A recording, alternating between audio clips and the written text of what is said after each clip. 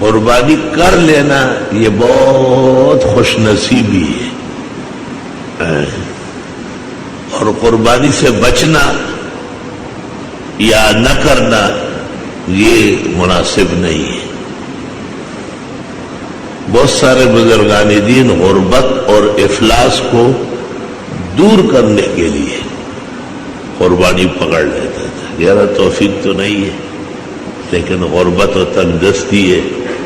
تجربہ ہے کہ جو قربانی کر لے اللہ اگلے سال تک اس کے قرضے اتار دیتا ہے۔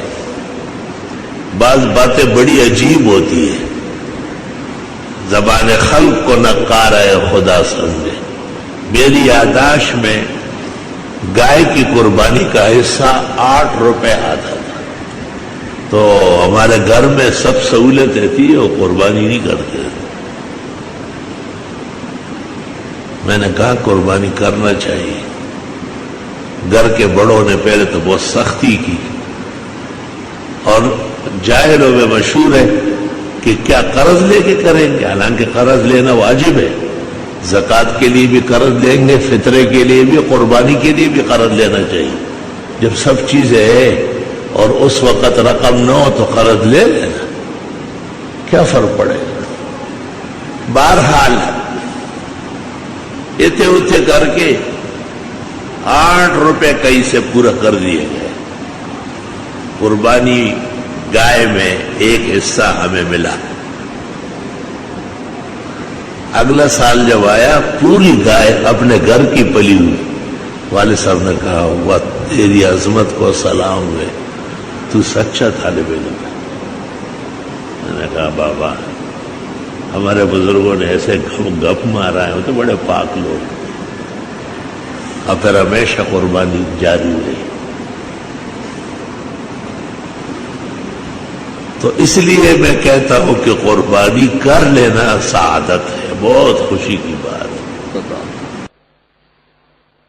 قربانی کا مطلب یہ نہیں ہے کہ لوگوں سے تاوان کرایا جائے، قربانی کا مطلب یہ ہے کہ لوگوں کو اللہ کے حضور اور اللہ کو خوش کرنے کے آداب سمجھائے جائے کہ خدایا میں خود حاضر، میرے بال بچے حاضر، میرا گھر بار حاضر، میری عزت و زندگی سب آپ کے نام ہے۔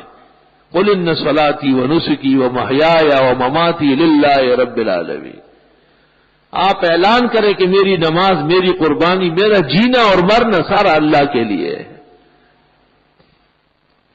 سبحان اللہ۔ قربانی تو بظاہر بکرے کی ہے، اور بظاہر ایک گائے کی ہے یا ایک گائے میں ایک حصے کی ہے، لیکن حقیقت میں اس کی پشت پر ہمارے اسلام کی شوکت اور عظمت رکھی ہوئی ہے، اور اسلام کی ایک بہت بڑی عزت اور شرافت اس سے وابستہ ہے۔ یوں ہم جملہ اولیاء اور تمام انبیاء اور بالخصوص حضرت ابراہیم علیہ السلام اور اسماعیل علیہ السلام اور محمد الرسول اللہ صلی اللہ علیہ وسلم کے ساتھ روحانی طور پر وابستہ ہو جاتے ہیں۔ آدمی قربانیوں سے بہت قریب ہوتا ہے۔ آپ نے غور نہیں فرمایا؟ ایک آدمی بڑی سخت گرمی میں، سخت بارش میں آپ کے پاس پہنچ گیا، کپڑے بھیگے ہوئے ہیں، وہ تکلیفیں اٹھائی، آپ اس کو کس عزت اور کس شان سے پھر بٹھاتے ہیں اور تواضع کرتے ہیں کہ اوف مجھ تک پہنچنے کے لیے کیا کیا تکلیفیں آپ نے جی لی۔ یہ تو انسانوں کا حال ہے۔ آپ کو اندازہ ہو جاتا ہے کہ یہ بہت دور سے مجھے دیکھنے کے لیے آیا ہے، تو آپ اپنے گھر میں اپنی پوری توفیق صرف کرتے ہیں کہ اب اس کا اکرام پورا ہونا چاہیے۔ اللہ رب العالمین کے حضور جب بندہ اپنا مالی یا جانی ایک حیث پیش کرتا ہے، ایک کیف آگے بڑھاتا ہے، تو پھر وہ نوازتا بھی اپنی شان کے مطابق۔ اجتماعی قربانیوں میں عقیدے اور عمل دونوں کا تحفظ ضروری ہے۔ اس بات کی اجازت نہیں ہے کہ لوگ ایسی جگہوں میں قربانیاں کر لیں جہاں پتہ بھی نہیں چلتا کہ مسلمان مرزائی، مسلمان رافضی، مسلمان منکر حدیث، مسلمان موحد اور بدعتی مشرک سب ایک ترازو سے وہاں تلتے ہیں، کیونکہ وہاں تو نمازی اور ایرونچی برابر ہے، دونوں ایک ترازو میں تولتا ہے، دونوں پہ ایک جیسے خرچ۔ ہاں پیسے مسلمانوں سے لے گا، کم از کم حلال اور حرام مواقع میں امتیاز ضروری ہے۔ اور الحمدللہ یہ بات اعتراف کے ساتھ کہی جاتی ہے کہ مسلمانوں میں قربانی کا ایک عظیم جذبہ ہے، اور شاید اس وجہ سے 1500 سال گزرنے کے باوجود اسلام تابان اور منور ہے، الحمدللہ۔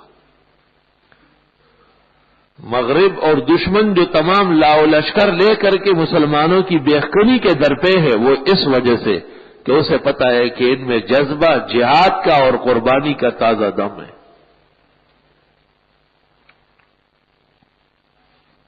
قربانی بہت شوق اور ذوق سے فرمایا کرے، اور بڑی تسلی اور خوش دلی کے ساتھ، چٹی اور بگار نہ سمجھے اس کو۔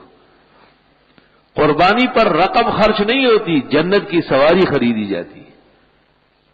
جو رقوم اور جو دولت قربانی پر صرف ہوتی ہے، یہ اس مال پر، مال اور ساری کائنات کی دولت اس کے سامنے اس پر رش کرے گی کہ کاش کہ ہمیں بھی، ہمارا کوئی حصہ بھی اس پہ خرچ ہو جاتا۔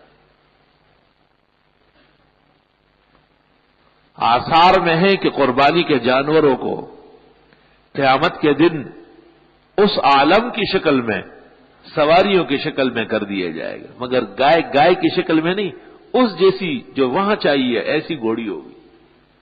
بکرا بکرے کی شکل میں نہیں ہوگا،